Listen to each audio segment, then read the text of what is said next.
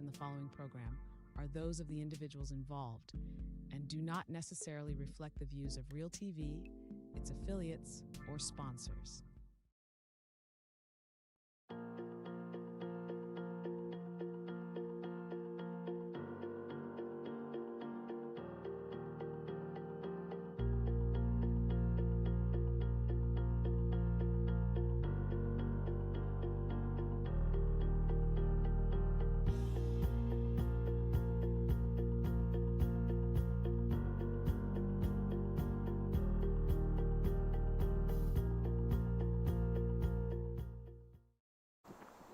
Well, we are certainly happy to welcome you again to Inspired.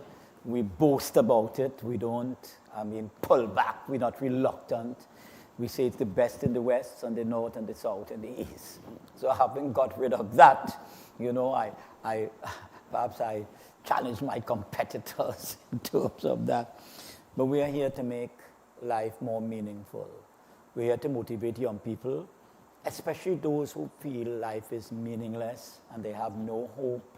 So we say we give hope to the hopeless and confidence to the discouraged and those who are depressed. You know, recently we were looking at the issue of suicide rates among young people, and to put it quite frankly, the suicide rates are startling and getting younger and younger. Well, this week we had a Chinese businessman, and up to today the owner of Real TV was asking me, well, what really pushed him to do that? A businessman seemed to have been doing well, and there could be a number of factors.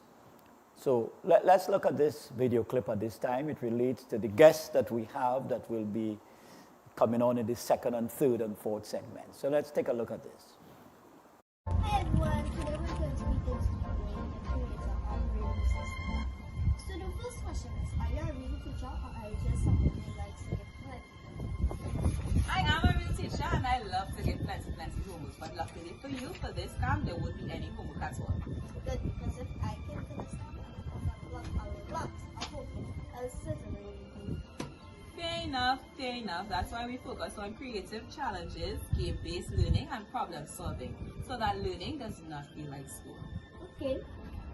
I like snacks and every child likes snacks also. So is snacks a part of the learning process? Snacks are part of your learning experience and they are included in the camp fee. Okay, serious question. Okay. My parents said that the cost is $400 and it's in Lansing. Why? I'm from Laventille, so I wanted the camp to be in Laventille.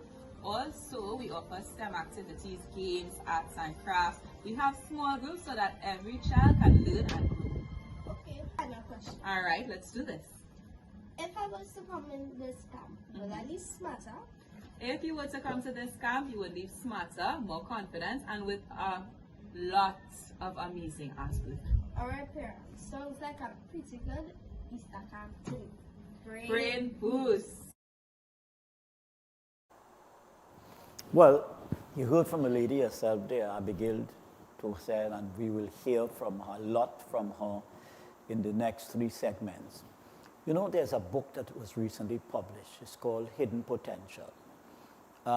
It was published in 23 and started to be distributed around the world 24, 25. So it's a recent publication. So I was just, doing my favorite hobby, going through the airport and looking for books, right? I do this all the time. I'm excited when I do it. And I saw this book, Hidden Potential. You know, when I look at it, I saw Adam Grant. Now, Adam Grant, like Malcolm Gladwell and a few other authors, all right, including some evangelical authors, are huge, on the topic of when talent is not enough. And how some people, the world didn't expect them, the experts didn't expect them to be a fantastic, exciting success. And they proved the world wrong. I tell this story about a couple, and I'm going to give this first illustration in this whole segment. Nathaniel and Sophie Hawthorne. Now, he was a customs broker and was doing pretty well at it. And one day, the manager just came and fired him. So he was morose. It's a job he loved. It was not a job that he was struggling to just to get a few dollars to support the family. And He was told by his boss, we don't really need your services anymore. See, he went home. When he went home, he was morose. He was down. And he told his wife as he was shedding a tear, he says, wifey, I have just lost my job. I am depressed. It didn't take me long to get depressed. And then she gave him a shocking response. You know what she told him? No, she wasn't like Joe's wife, curse God and die. No, she wasn't like that. But she told him, I am happy. I am glad. And she started to rejoice. Amen, amen, amen. Well, what a response. And he said, but you're cruel. You're my wife, but you're insensitive. Now, this is a real story. So she told him, God never wanted you to be any customs broker. And God had to have you fired, had to have you get fired, all right, so that you could achieve your true potential. So he asked his wife, what is that? She said, God never wanted you to be a customs broker. God wanted you to be an author. Now, there's a woman who had a lot of faith in God, all right? Her name means wisdom, Sophie, you know, or Thorn. So, to cut a long story short, he wrote his first book. And the first book was about a preacher who wasn't behaving so well, was the Scarlet Letter. That is on the bookstores in Trinidad. I bought one from Ishmael Khan. Now, they didn't pay me to advertise, but I bought one from Ishmael Khan. The first book made him a millionaire. That's serious stuff. His first book. And then he told the wife, you have a connection with the divine. Because if you didn't, laugh at my, injury, psychological injury of being fired, I would never have known my true potential. There are a lot of young people walking around. Our guest today is from Laventille, and I'm happy to say that.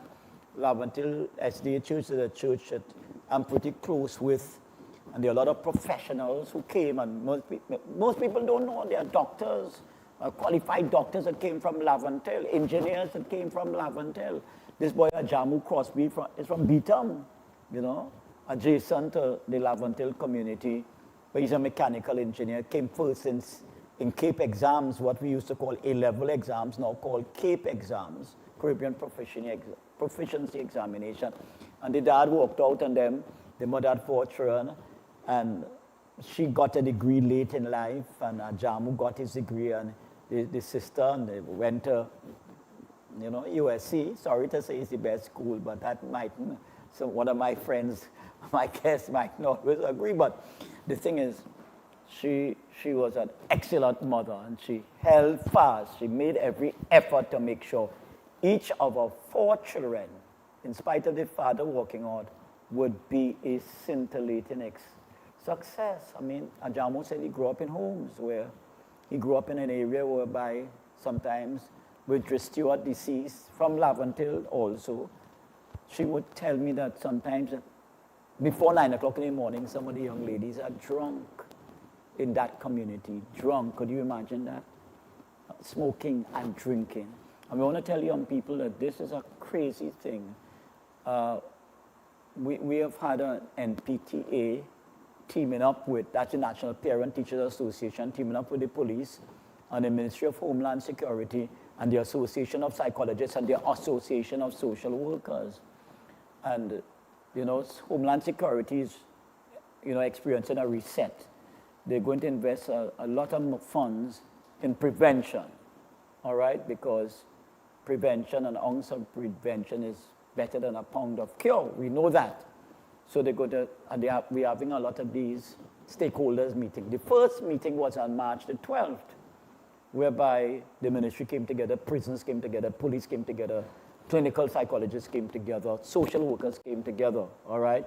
Caregivers came together. I belong to called CTA. The head is a Muslim. And that tells me, I want to say this to Trinidad, because people see plurality as a cause of division. But diversity is a tremendous thing. When you could draw on the strengths of, people of different races and different religious groups and different classes, different professions, that's a fantastic thing. And we have got to understand that.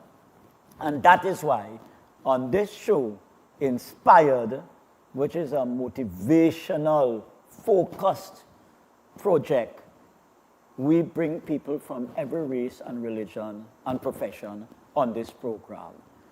Okay, we do that deliberately because we believe that if we pull together, if we mobilize together, if we inspire together, and the name of the show is Inspired. All right, that's what, and it's designed to do just that. And we have been hearing from people who have been viewing it that it is doing just that. And we must, we mustn't prolong youth. As I told you last week, when I failed exams the first time, my father had died at age 15. He was married to my mom, so I'm a bastard child, and we grew up in one room for the first 19 years of my life. But my mother always had faith in God, and she always, felt that you could achieve your best even after you fail. We fall down, but we get up. And I went to my mother in the gallery in 11 Cadiz Road, Belmont, and she asked me, "What you did, son?" I said, "Well, I passed one," and I talk big. She said, "How much you fail?" I said, "I failed 6. My mother never commented on the failure. Never commented on the failure. And I feel that a lot of areas that we call hotspots is that some parents don't know how to handle the failure of their children. They make them feel hopeless. They depress them and then say that all kinds of things about you, you're no good, all right? I mean, you disappoint your family. My mother never told me that. In fact, when I told her I failed 6 subjects, my mother said, "Operator, I didn't tell her that, That's how she operated, that petite, 100-pound weighing mother. She didn't say a word about that. You know what she told me? She said, "Next year, you will get 6 distinctions." That was my mother's, "I giving you her complete and final response." So she put that in my head. Because when I expected her to be a little negative, she wasn't generally not negative. But when I expected her to be negative, she wasn't negative at all. She says, in other words, she had confidence in her son. That's what she was telling me. That, perhaps you slip up here and there, but I believe you will do much better. And we must tell our children that. I listened to a clinical psychologist in the symposium, with all the stakeholders on the National Parent Teachers Association, and they were saying, listen. They were telling parents, listen. You had about 500 people in that room. Listen, all right? Don't be too quick to respond, all right? Sometimes the child is acting out because the child is hurt. And you know what they say? Hurt people hurt people. So today we are happy to welcome you, all right, on to this program, Inspired. I believe God gave me that name, Inspired. When Zelisa, the owner of this station, Real TV, with real people, with real solutions, searching for real, that issue, real ways to handle the challenges of this society. When she asked me, give it a name. What you want to do, give it a name. I didn't have to think twice. I said, I would like the program to be called Inspired because I feel there's a lot of hopelessness in this society, a lot of revenge in this society. People are happy to strike back, to get even, not to forgive. Well, sometimes in the church, we see people not so willing to forgive. And if we in the church having a problem with forgiveness, far more for people who do nothing. And I told some psychologists at the symposium last week, Friday, at Trinity East, Bishop Anstey School, I told them that a lot of young people growing up in homes that are loveless and godless. So I introduced the spiritual right away there, loveless and godless. And we have to be the best examples for our young people. And young people, by the way, don't let the influencers kill you, because sometimes the influencers have absolutely no perspective on divine purpose and divine accountability. No, but have role models, all right, who have values, who believe in the commandments of God, who believe there's a place called heaven, and all of us must, aim to be there. I believe in heaven. I would like to be there. I'm sure the guests I'll introduce in a short while would love to be there. And young people, by the way, respect your parents, all right? They're doing their best. They may fall. My other father, my father never took me out. That's the honest truth. My cousins would take me out, Frank and John, and we'd go to the Queen's Park, Savannah, and that kind of thing. And again, the white light. The white light is danger. You overstep in your time. So call your friends and tell them we're going to start the next segment in 2 minutes. God bless you. You're viewing Real TV. Thanks for choosing us.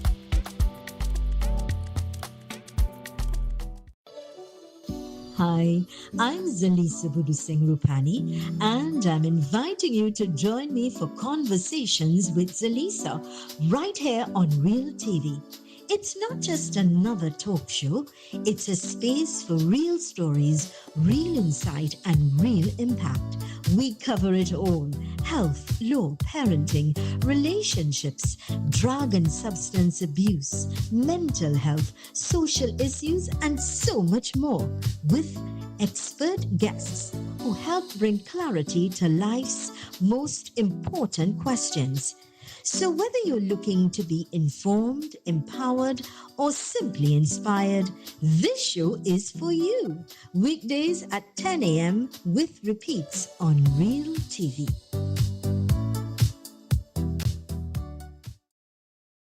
Are you looking for the right space for your business?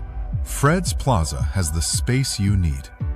We offer professional rental spaces designed for growing businesses.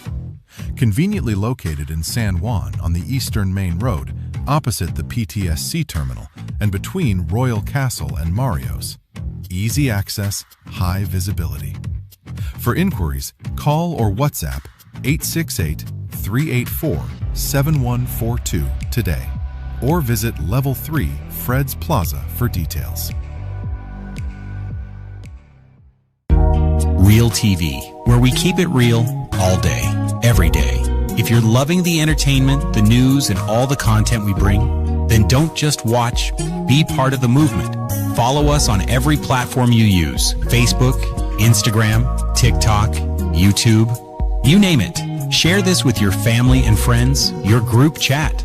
Let them know Real TV is the new wave. Real TV, news, entertainment, information, bringing reality to you.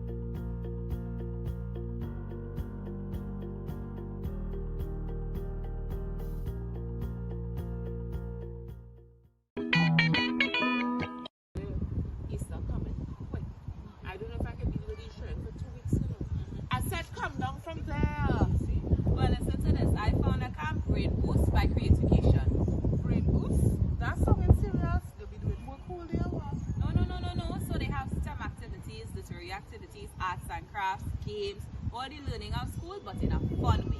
Maybe kind of tricks I like. What age are you taking? So they're taken from ages 7 through 12, and it's from 9 a.m. to 1 p.m. So they can't complain, we take the whole vacation days. And that way my fridge will still stay full by 12. True talk, true talk. What it is though? So there are 2 cycles. One is from March the 30th to April the 2nd, and the second one is from April the 7th to April the 10th. Okay, alright. We can work with that. 15 kids per cycle. Okay. You know them things that fill up fast? Yeah. True. But send us the information now so my child not go more Easter watching YouTube. Alright. I have a flyer right here. You can scan the QR code, or you can call 733-5446, or you can message us on WhatsApp. We will do that. Okay. Great boost. Yeah. Well, we're all having a great laugh as Abigail watches herself with all her dramatics and histrionics, you know. I mean, those folks are your family? Those are my neighbors. Your neighbors, My that's neighbors fantastic. came to help me. She's a Laventille girl. I'm proud to be Laventille. And what we're seeing, a lot of great things have come out of Laventille. Who is Abigail Tosa? Who? Yes, the notorious first question. So, my name, well, first of all, hello, I'm happy to be here. My name is Abigail Toussaint, like you said. I'm a teacher. I grew up in Laventille. I went to the Lavantil SDA Church, I went to Maracas SDA Primary, I went to CUC Secondary, and then I went to UE. I wasn't exactly sure what to study at UE, but I knew at the time I liked literature, right? So I picked out my degree like somebody would order food from a menu like they don't know what they want. I'm like, okay, I like literature, I like English, I want something I can get a job with, stuff like that. And I just called it out, and the girl who was doing the degree, she's like, okay. But eventually it worked out, so yes. So I have my degree in literature, linguistics, and education. Okay, you told me Yes. you're leaving the country just now. So what that is all about? So I teach. I used to teach in Trinidad, but sometimes I teach away too with different programs, and I plan to get another job in education outside of Trinidad soon. You Hopefully. planned? I plan to, yes. I heard you go in California. I plan to go to California. I used to work in California before. Actually, some of the ideas for the camp, the Brain Boost camp, it came from working in a high-end camp at California, actually. I used to work in STEM camps. So STEM refers to science, technology, engineering, and medicine, right? So from very young, they would have students come in, and I used to do this when I was like fresh out of UE, around that area. But it used to be really interesting because they would have students come and they would teach these children like to build go-karts and to do different projects and stuff like that. And I thought it would be interesting if we could have something like this in the Caribbean, at least mildly related to it. And I also noticed like how very structured the programs used to be over there. So I thought it would be interesting to do something here. So yeah, so I used to do that, and that's what brought me to California before, and it's part of what's taking me back there. And you this have time. relatives overseas. I do have relatives overseas. So there's a comfort zone there. Kind of. You come from Lavantil, you had Yes. an Easter camp. Now that is down for the third segment, but we could start to talk about it now. Sure. What pushed you to have this Easter camp? What pushed me to have an Easter camp? All right, so honestly, Yeah.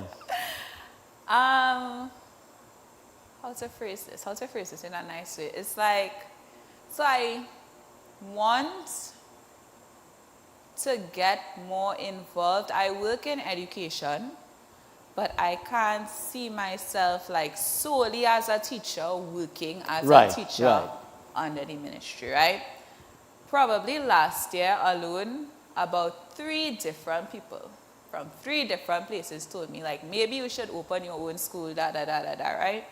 And you know, you think about it, but then it's like, okay, how lucrative would opening a school be? And I remember telling my friend about it. My friend is my former head of department, right? Right. I used to work with her at Diego Martin Boys. We used to work together. And she was like, you don't want a job with so much of like overhead. Like that's a lot of responsibility, a lot of stuff like that. Maybe try to stay away from a job like that. So I remember her thinking it, but at the same time, I know the catch is, remember I told you I chose my degree like somebody picking menu items, a menu. right? So I wish, honestly, I was like 18, 19, and it's not just me. I know it sounds very frivolous, but it's not just me. It's like we were the era of university students. We had free gates, so we were kind of, life was nice. We know we could get tertiary education and we'll get it free, right? So me, all my friends were here and we're at UE and we're here. We know you're supposed to go and get a degree, but we don't know that, okay, you don't just go and pick up a degree like you pick up butter in the supermarket. Okay, anyone would work, right? You need like to have a plan for life.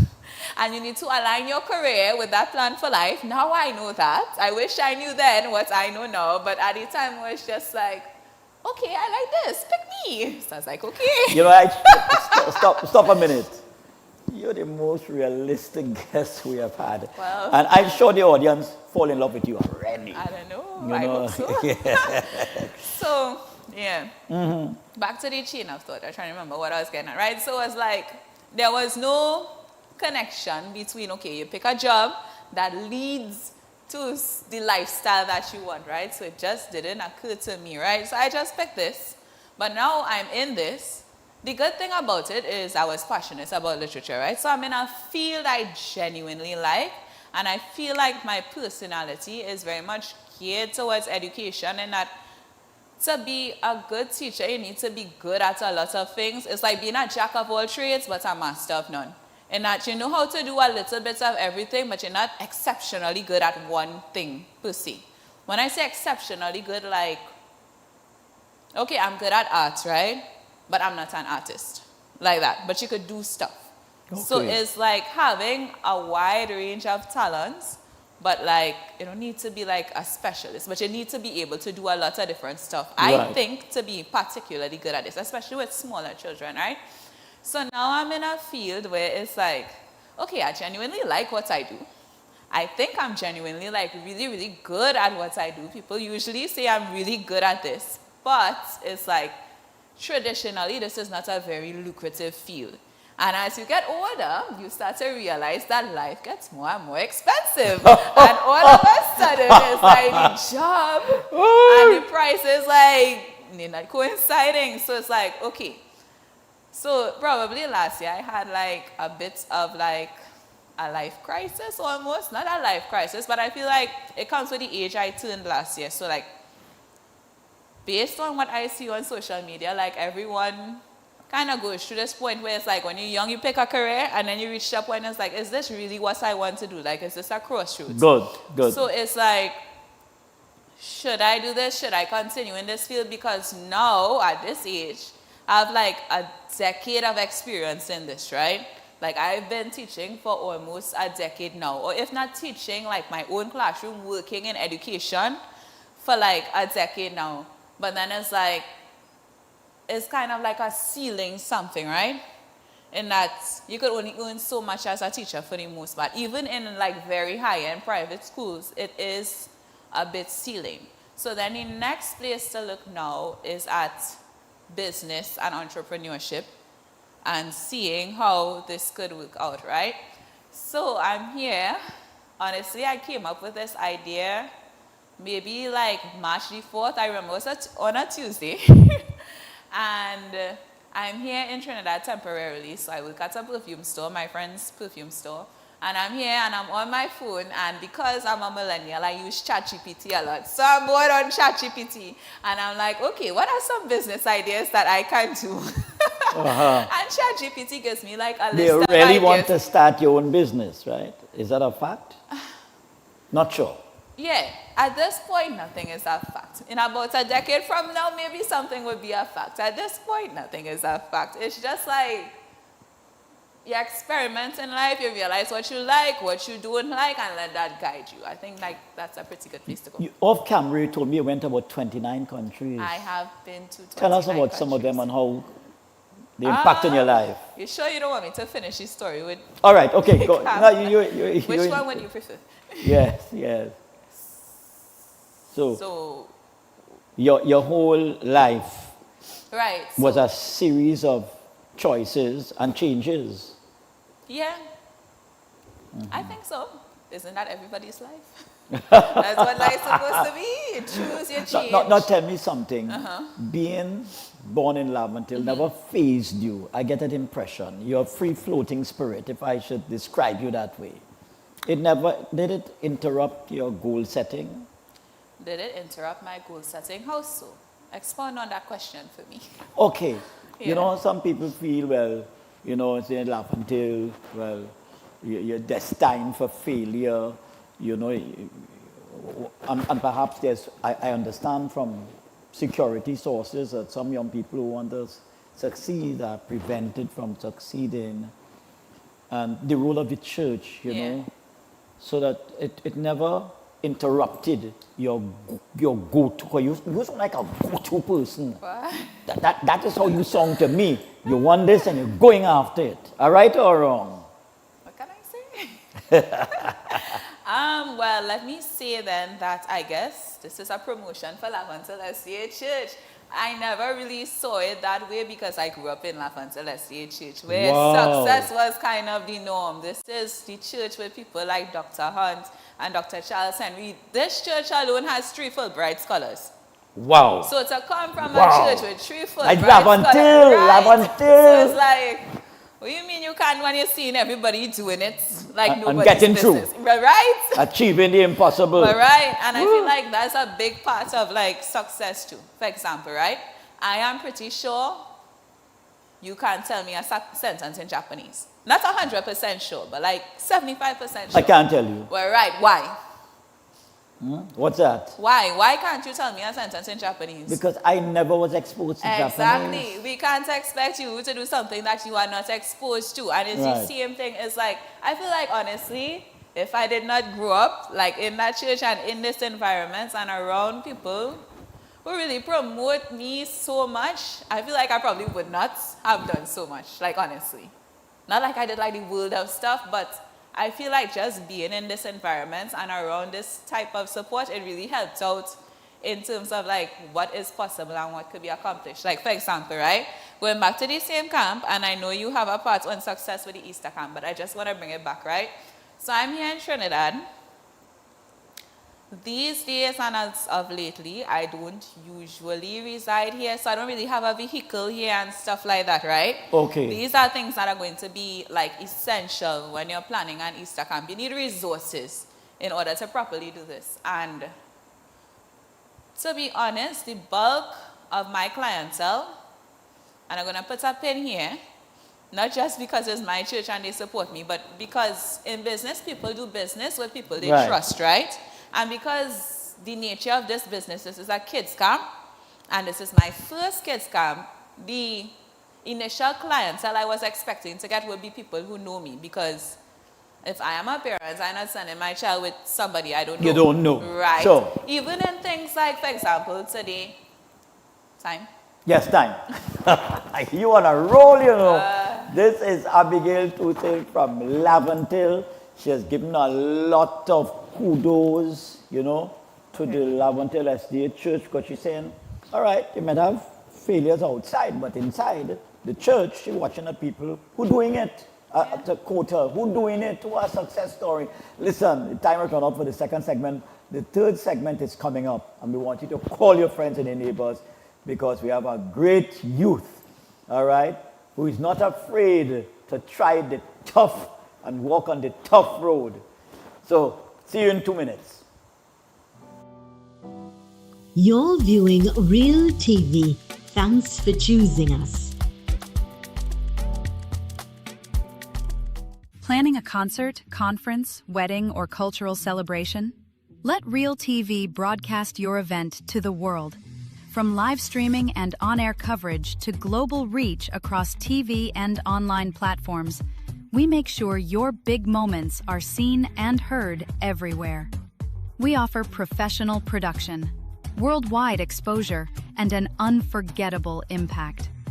Don't just host your event. Let us share it with the world. Contact Real TV today, where your story becomes everyone's experience. Call us today at 2926470 or WhatsApp us at 3847142. You can also send an email to realtv.corporate@gmail.com.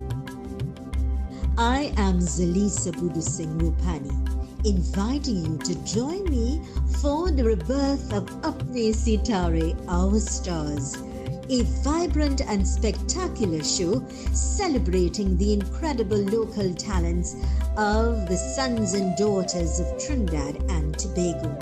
Experience the beauty of our culture through singing, dancing, and musical performances as we keep the arts alive and shining bright. Tune in right here on Real TV every Sunday from 1 p.m. for Apne Sitare, Our Stars. See you there. Hello everyone, I am the Reverend Clifford Rawlins, minister of the Diego Martin United Church and a published author. I am inviting you to join me on Real TV for Honest to God, where we are honest with what Scripture is and says, and addressing topical issues in Christianity in a postmodern context and post-colonial Caribbean landscape. Provocative, controversial, stimulating, and above all, openly honest. Every Tuesday at 2 to 3 p.m. right here on Real TV. Honest to God, I'm coming clean. Honest to God.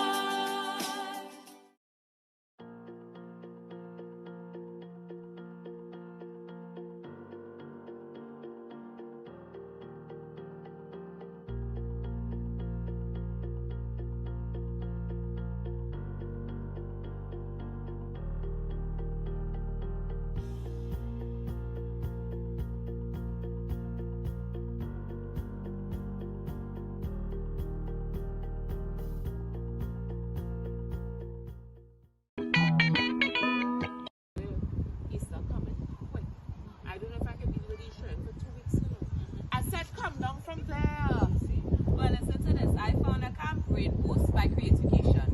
Brain boost? That's something serious. They'll be doing more cool there. No. So they have STEM activities, literary activities, arts and crafts, games, all the learning of school, but in a fun way. That's the kind of tricks I like. What age you taking? So they're taken from ages 7 through 12, and it's from 9 a.m. to 1 p.m. So they can't complain, we take the whole vacation days. And that way my fridge will still stay full by 12. True talk. What it is though? So there are 2 cycles. One is from March the 30th to April the 2nd, and the second one is from April the 7th to April the 10th. Okay, alright. We can work with that. 15 kids per cycle. Okay. You know them things that fill up fast. Yeah. True. But send us the information now so my children will more Easter watching YouTube. Alright. I have a flyer right here. You can scan the QR code, or you can call 733-5446, or you can message us on WhatsApp. We will do that. Okay. Brain Boost. Yeah. And I must tell you, she loves the part when she, what they say, get something and wave. Oh my. Yes, so my dear, let's get into the camp itself. What happened in that camp? It was amazing, actually. So let me start. So when I last left off on my story, I was telling you about getting ready for the camp, right? And so yeah, like my church members, not just my church members, but also my neighbors, like they really supported in a big way. It was really cool. So for example, the commercial that we just saw with the 2 other young ladies, those are my neighbors. They were willing to come and participate. It was kind of difficult to get us all our schedules to arrange so that we could meet at the same time, but we were able to do it. So they're from Laventille as well. We did it right around the corner at our community center park. And in terms of getting people to support, like from day one, I remember going in church and I was telling pick up Auntie Vicky. I was like, Auntie Vicky, I'm throwing a camp, blah, blah, blah. You want to send the grandkids? And she's like, sure. Another church member too, like, I just mentioned I'm having a camp and she's like all down fit. Like, that kind of support is like, so all right. So I remember I came up with this idea on a Tuesday, right? So it was like March 3rd, March 4th, something like that, right? And then I was just playing around with the idea on my mind. Yes, I found the idea on ChatGPT. And I thought it would be a good initiative because even if I move out of education, where I would like to expand and go, it would involve business, right? And I think that business acumen and business skill is a muscle and you get better through practice, right? I feel like I already know how to teach. So now the next part, in life we constantly try to expand. Stagnant water breeds poison. So we don't ever try to stay the same, right? We try to expand, we try to grow. Use what skills you have that you are good at because you already would have an advantage and you try to grow and you try to get somewhere else, right? So it's like I could teach already for the most part. I feel like I have most teaching skills. Let's try out like leadership positions and like the business side of this, so marketing. I thought it would be an interesting initiative to just try. So I was like, you know what? Let me put it out there. I did up like a flyer on Canva or whatever. It wasn't particularly challenging to do. And I was saying earlier that people do business with people they trust, right? So because I have not worked here in a while, I don't have like a school that I could advertise at. Initially, I wanted to have my camp in Port of Spain. I had like a big vision in my mind that this was going to be in Port of Spain. This was going to be this big boutique camp and that everything would just work out in Port of Spain. Unfortunately, that did not It go didn't as happen. planned. Right. But, so, this is to tell you how the timeline runs, right? So I had the idea like Tuesday. My mom used to work at a school in Port of Spain. My mother is a teacher too. And one of her old friends is the principal there. So I was like, okay, let me try to get the school. So I had the idea Tuesday. By Thursday morning, I'm rushing to a meeting with the principal of that school to try to get the venue. The buy-in. Right. To try to get the venue to host the camp at. Listening to the logistics of having this venue, and this is the thing too, what I wanted practice with. One, the logic behind the camp was to make some funds, yes, but also to get accustomed to business and to reaching out and talking to people, to get accustomed to hearing no, to build a muscle that is resistant, not resistant, what am I trying to say? To build like resilience for business. Yeah, that's the word. Right. So just for that kind of growth, right? So to reach out there, learn to talk to people, learn about the logistics and things like that. And there are a lot of things that you would overlook in like running a camp, right? So I go to the school and I'm talking and I'm thinking in my mind, okay, I'm just using the school, but then it's like, okay, there's AC, you need a janitor, you need security. If we have kids on the compound and something happens, you need to have insurance for these kids. Somebody needs to be held liable, right? So all of a sudden there's this tremendous amount of overhead, and then I'm like, so this is why kids camp are usually like really expensive. You see, you would overlook these things when you're not on the business planning side of it. But when you step on the other side, it's like, oh, it all makes sense now. And I feel like I really like those all moments, and like I really enjoy the how and why of stuff, right? So had a meeting on Thursday morning, and then I'm telling this time already, somehow in between Tuesday and Thursday, I already sit down and I come up with like a tentative schedule of what this camp could be, right? So it's like all the ideas, I write it down, I put it in a schedule, because we need something to show the principal. You can't just come with ideas and nothing physical, right? Right. So have the idea, realize there's a lot of overhead in it for this, and then it's like, okay, we need a plan B and potentially a plan C, right? So like my neighbor downstairs, there's a thing too. I bigged up my church. I have to big up like my community, Success Village, Lavantil. Like, yeah, like I have some supportive neighbors. Well, it certainly sounds that way. Yeah, like it's a nice little community, and I'm always inside. So imagine if I used to be outside. But yeah. So, right. So my neighbor downstairs, she's like on the community board for the community center, right? So I messaged the community center, and then I'm like, you know what, let me see if I could get the foundation at church. So our church has like a building right adjacent. It's the Lavantil Foundation. Of course. I think it's really nice. It's air conditioned. It had the aesthetic for the camp. I was like, I think I would really, really like to have this camp here. So all of this is happening in the space of 1 week, and then Saturday comes. So the most important part of having a camp is like having students actually attend the camp, right? Because you could have all this bougie stuff. If you have 2 kids, you can't run the business, right? So I did my plan, and it's like, okay, I need 8 kids to be able to run it, 8 kids minimum, right? I told myself for the challenge, I would try to run other teachers too? 2 cycles. So I did have a staff in mind. It's me, honestly.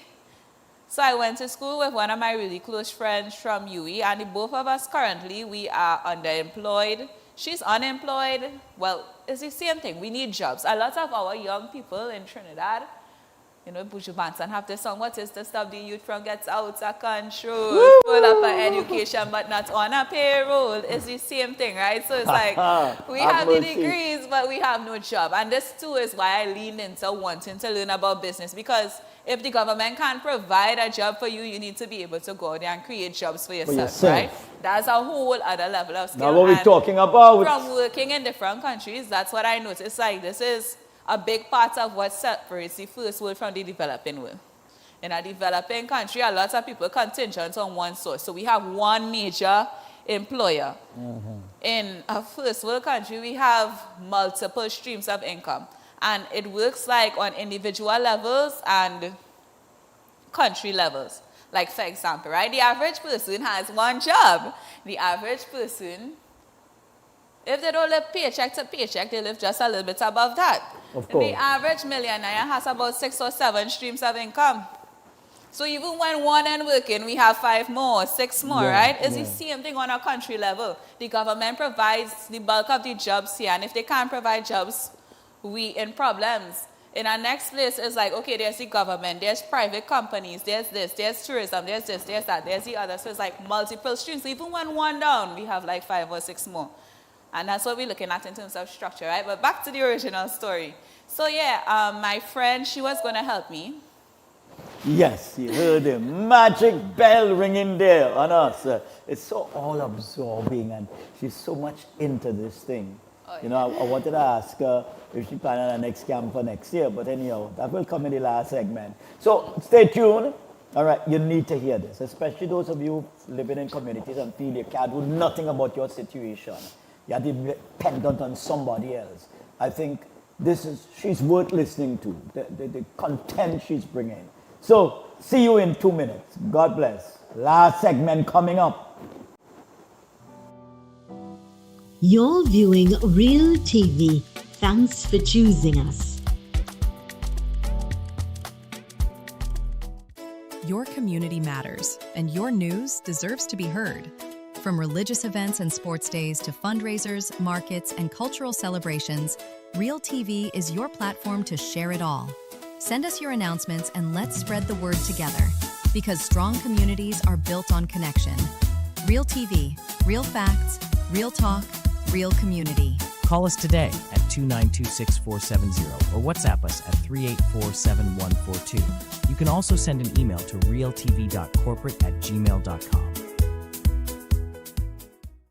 Hi, I'm Naka, introducing to you Bridging the Gap, where we touch on current affairs and social issues every Monday to Thursday, 4 p.m. to 6 p.m., right here on Real TV. I am Walter Stewart, President of the Trinidad and Tobago National Council of Parent Teacher Associations Incorporated. Join us every Thursday, 2 p.m. to 3 p.m. on Real TV, where we look at NPTA Speaks, National Parent Teacher Association Speaks, on topical and relevant issues pertaining to parents, teachers, education, and students of Trinidad and Tobago. This, of course, encapsulates local, regional, and international audiences every Thursday, 2 p.m. to 3 p.m. on Real TV, NPTA Speaks.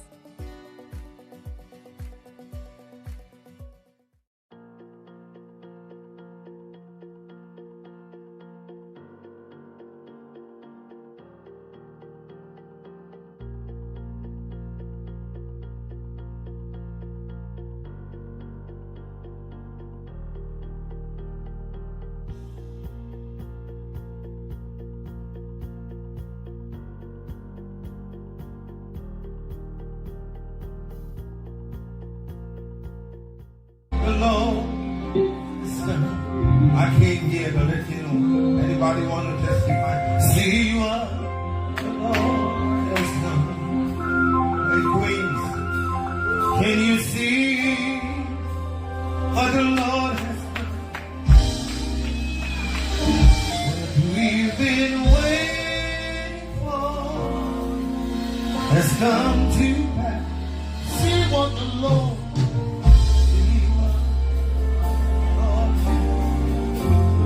I'm a living testament. I want to thank God for Robert Haley. I've met him over 30-something years ago in Trinidad and Tobago. And we remain friends. I said we remain friends. The Bible says a friend is somebody who sticketh closer than a brother. Well, I could not have been here if it wasn't for the blood of Jesus. A couple months ago I was flat. The hospital. Never thought I would live. Not once, but twice. And I called my daughter. And I said, this is what I want for my funeral. And she started to bawl. Well, that's Wayne Johnson. I was telling Sister Abigail that Wayne was originally from Rio Claro. And he wanted to set up a station, radio, TV, you know, and he did exactly that online, and it's a thriving program on most denominations, not just Seventh-day Adventists, they call for him. So he's almost in every function. And the Lord has blessed him because he had a vision of being a singing minister. He always wanted to be a singing minister. And today, he is a singing minister. Well, we have come to the last part, Sister Abigail. And I almost think I almost told you you could set up your own TV station because you seem to be just natural and at ease and relaxed. I didn't want to ask you if you were tense before we started because that could be a little negative. But you ain't tense at all. You're happy. Like you're in your living room and you're excited about. And I suppose that's because you like what you do. Am I right? I guess so, yeah. I'm really interested in the topic. So, yeah. Yes, hallelujah. So, what kind of activities you did in the Easter camp? Right. So, I am my master's in curriculum development. So, apart from just working on the business side of it, I also wanted to develop like a really good curriculum. It wasn't just, okay, we train at Easter camp and it would just be anything. I wanted something like a product, right? Okay. It had to be like chef's kiss, top of the line. So, I used to work in California for the school district, right? So I used to go to different schools as a substitute and I would work in these schools. And one of the things that really used to stood out to me was their focus on social and emotional learning, right? I feel like a lot of the problems we have here in the Caribbean stem from being unable to properly express emotions and from a lack of emotional awareness on So our we're own. choking on our own problems. Yeah, kind of. Well, yeah. So I wanted to have like every morning at the beginning, I wanted to have like a social and emotional learning segment where we look at different things that could help develop this. So I remember one day, one of the SEL segments was on know it to tame it, right? Recognizing certain emotions, especially the stronger emotions that even in church we tend to just overlook or brush aside. Like if you're angry, don't sin, but we don't really talk about how to manage this properly so that it doesn't burst anything. Like you have to let yourself feel this, right? So one of the days we spoke about know it to tame it, where we identify different situations and how we might feel in those situations and what is appropriate behavior with these emotions and what not to do with these emotions. Like you can't help feeling certain ways sometimes, but this is like how we manage it. So that was one. I knew I wanted an SEL section. One of the things we advertised on the camp was STEM activities, right? So I remember in UE, one of the lecturers saying that the studies show our students kind of think critically.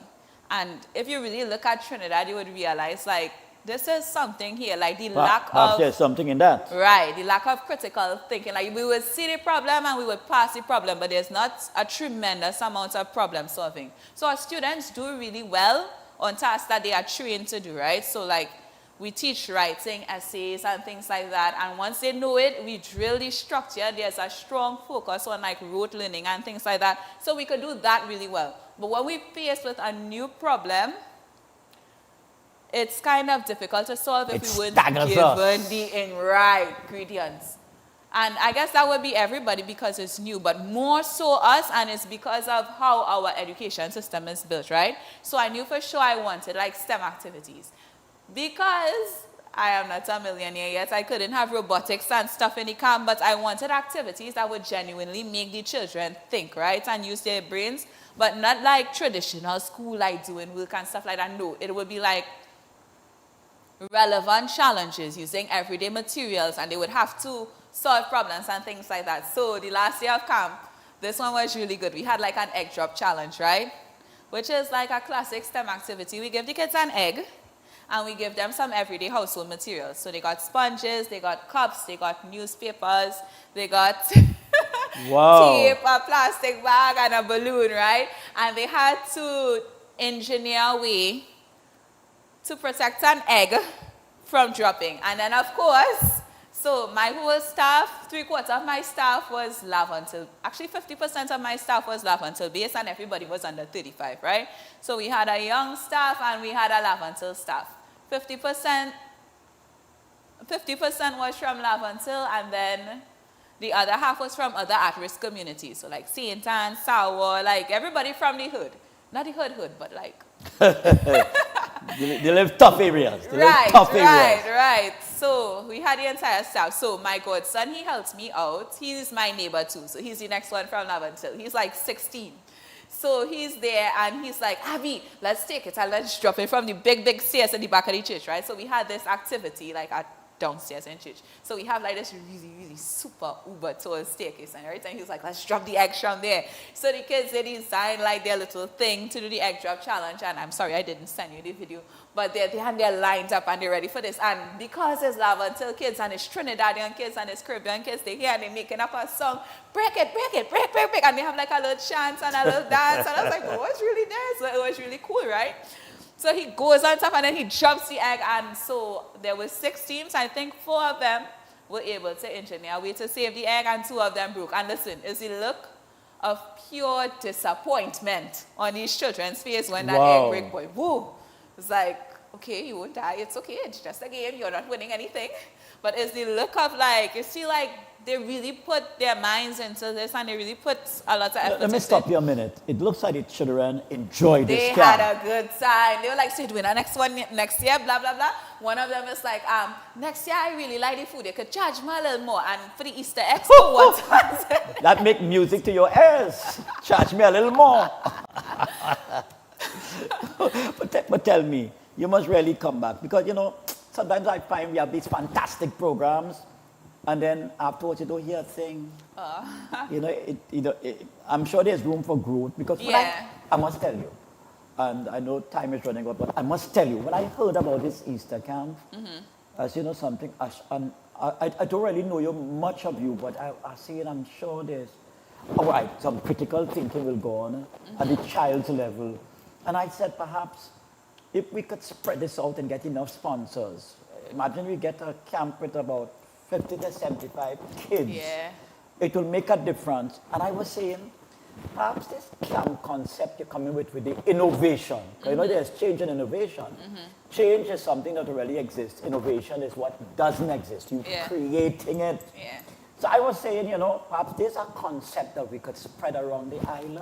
I think it would be really cool. I think it would be cool, like, so you remember the original idea I spoke about this, the camp that I worked in California? Right. So they used to have branches of this camp like nationwide. It was an American camp, and they would have like in different states. And that's the first place I got the idea, like you could actually turn this into a business. And this is merging skills I'm actually like good at, the creativity, the solving things, the schedule designing. But don't just have one camp. Have one in Port of Spain, have one in San Fernando, have one in Chaguanas, have one in Tobago, and you have 4 different camps. And then you design like your own schedule or your own activities, your own curriculum. You hyper order the materials in bulk, and then you could have different stations. I actually created a manual for this camp, right? So I sat down, apart from the schedule and the activities, I came up with like a handbook. So all my instructors, they would know exactly what we're doing, and then you assign like different tasks to different people. It was properly well structured. Of course. It was a professional something. Yes. It was like a lot of work. We had our little uniforms and everything, and also we had like a story section. So I wanted not just STEM activities and SEL, we also wanted like to include literature from around the world. So I remember when I was working at Diego Martin Boys, there was this book I came across that I fell in love with. It's A Pride of African Tales. So I go to the library. I own a copy, and for whatever reason, I could not find my copy. So I go to the library, and I try to source the copy, and they don't have it. The only one they have it in is in Tobago. So I have my friend in Tobago bring across this book just to read the story. And then there's another book, The Other Side of the Story. It's really good for teaching kids perspective, right? So one of the days for the SEL classes, we looked at the other person's point of view, because a lot of the times we tend to see things as black and white, and it's either I'm right, this person is wrong, this person is right, I'm wrong. When in reality, most things gray. So it's not really one thing. So the objective of this book is like to look at the other person's perspective. And one of the stories in the book is the story of the 3 little pigs, but from the wolf's perspective, right? So I wanted, so I wanted to get that. And then for the last day, we have this custom in Trinidad of be the Good Friday bubbly, right? So I wanted something on that just so that the kids could see our culture in the camp too. So I go to the library and I can't source a book on a Good Friday bubbly anyway. So then it's like I create a story and then I make props around it. Like I designed like a bubbly for the kids to beat up and I fill it with candy and it was really good. Well, our time has run out. I wanted to give you a minute, but you took it up already. you took it up already. I noticed. Yes. You were looking at well, me listen, like... folks. We are just so happy to have had Abigail. You're going away soon? In June. In June, all right. Yeah. So we can have her back in May. I make a promise to the nation and to the world, because this program goes around the world. Real TV is a global event, a dream of Mrs. Zelisa Budu Singh. And hallelujah, praise the Lord. We thank you for having the... When I heard about this Easter camp, I rejoiced because I said, we could give children something to shout about, to laugh about. They could even laugh at their own selves.